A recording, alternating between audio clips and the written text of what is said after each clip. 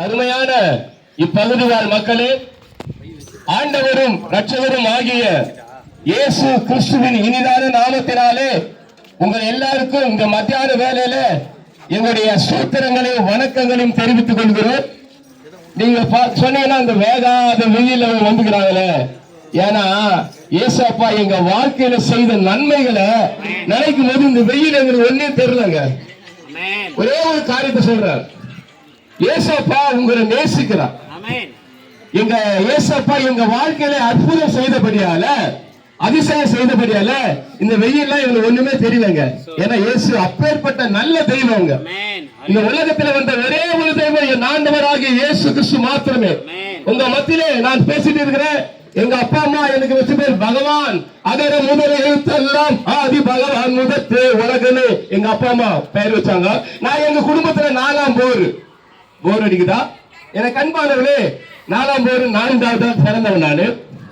எனக்கு 5வதாக என்னோட தங்கை, அவளுக்கு பெயர் உமா, 18 வயது.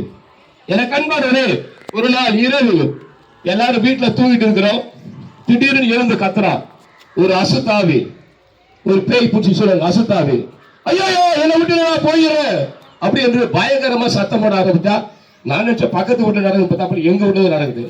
எழுந்து துடிச்சு எழுந்து பார்த்தா 18 வயசு வாலிப பிள்ளை இந்த பக்கமா அந்த பக்கம் ஊருடுறா. ஐயோ ஐயோன்னு கத்துறா. எனக்கு அன்பானவரே, எங்க அண்ணன் பார்த்தாரு, ஏதோ ஒரு அசுத்தாவி மந்திரவாதிட்ட போனா சரி பண்ணலான்னு காலையில இருந்து மந்திரவாதிட்டு போனாங்க. அவர் இந்த கருப்பு தாயத்தரம் கட்டுவாங்க, எல்லாத்தையும் கட்டு கொண்டு வந்தாங்க. திருப்பி நைட்டும் அதே கண்டிஷன், எந்த ஒரு மாற்றமே இல்லை. இது போல எனக்கு அன்பானவரே, எங்க வீடு ஒரு 3 மாதமா சாவு வீடாக காட்சி அளித்தது. நாங்க போகாத புண்ணிய ஸ்தலங்கள் அல்ல, நாங்க போகாத டாக்டர் இல்ல, எல்லாம் ஃபெயிலியர். எனக்கு அன்பானே, நாளுக்கு நாள் என் தங்கை கொஞ்சம் ஃபேட்டா இருந்தவன் நாளுக்கு நாள் எலும்பு தோலுமாயிட்டா. அடுத்த கட்டம் மரணம், சாக போறான். யோசிச்சு பாருங்க, என் கூட பிறந்த என் தங்கை மரண தருவாயில் இருக்கிற காரணம் ஒரு அசுத்தாவின் பிடியால. இவ்வளவு பாடு, நிம்மதி இல்ல. ஒரு மனுஷனுக்கு எவ்வளவுதான் பணம் இருந்தாலும் சொத்து சுகம் இருந்தாலும் நிம்மதி இருக்கணுங்க. அது நிம்மதி பைபிள், அதுக்கு பேர் சமாதானம். இந்த சமாதானத்துக்காக நாங்க போகாத இடங்களை நான் சுருக்கமா முடிக்கிறேன். 3 மாசமும் மரண தருவாயில என் தங்கை இருக்கிற அடுத்த கட்டம் சாக போறாங்க. எங்க அப்பா அம்மா வயசானவங்க. என் பொண்ணுக்கு இது மாதிரி ஆயிடுச்சு. எங்க புண்ணிய ஸ்தலங்களுக்கு எல்லாம் போயிட்டு வந்த ஒரு பிரயோஜனம் இல்லை. கடைசியா அவர்கிட்ட சொன்னாங்க, இங்க ஒருத்தர் மந்திரிக்கிறாரு அப்படின்னா எங்களுக்கு அப்பெல்லாம் தெரியாது. மந்திரிங்கன்னா ஜெபம் பண்றாரு. அப்ப அந்த பாசிட்ட என் தங்கையை கூட்டு போன. என் தங்கை தலைமையில அவர் கை வைத்தாரு. இயேசுவின் நாமத்தினாலே இந்த மகனுக்குள்ள கிரியை செய்து பொல்லாதாவிய வெளியே போன அதிகாரத்தோடு ஜெபம் பண்ண என் தங்கை பெத்து என்று கீழே விழுந்தாங்க. எத்தனையோ புண்ணியஸ்தலங்களை பார்த்தா ஒண்ணுமே நடக்கல. மந்திரவாதி, தந்திரவாதி, அவயமா, தோலா, தோப்பலா எல்லாரையும் பார்த்துட்டோம்.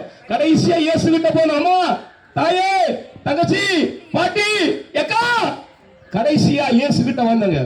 ஒரே நிமிஷம் என் தங்கைக்கு பரிபூர்ண சுகம் அடைந்தான். இன்னைக்கு நல்லா உயிரோடு இருக்கிறான். எங்க வாழ்க்கையில அந்த ஏசப்பா செஞ்ச நன்மையை மறக்கவே முடியாதுங்க. அதனால இந்த வெயிலாம் எங்களுக்கு பெருசே கிடையாதுங்க. என் தங்கை இன்னைக்கு உயிரோடு இருக்கிறான். இதற்கெல்லாம் காரணம் ஒன்னே ஒன்றாங்க, ஏசப்பா. அவர் இன்னைக்கு உயிரோடு இருக்கிறார். அம்மா சகோதரி கேட்க, ஏசப்பா இன்னைக்கு உயிரோடு இருக்கிறார். நாங்க முழுவதுமாய் ஏசப்பா ஒப்பு கொடுத்தோம். ஏசாமி பிள்ளையாய் மாறினோம், ஞானஸ்தானம் எடுத்தோம். இன்னைக்கு சந்தோஷமா இருக்கிறோம், மகிழ்ச்சியா இருக்கிறோம். இதற்கு காரணம் ஒன்னே ஒன்று, ஏசப்பா. நல்லவராம் இயேசு, நீங்க நல்லவராம், நல்லவராம் இயேசு, நீங்க நல்லவராம்.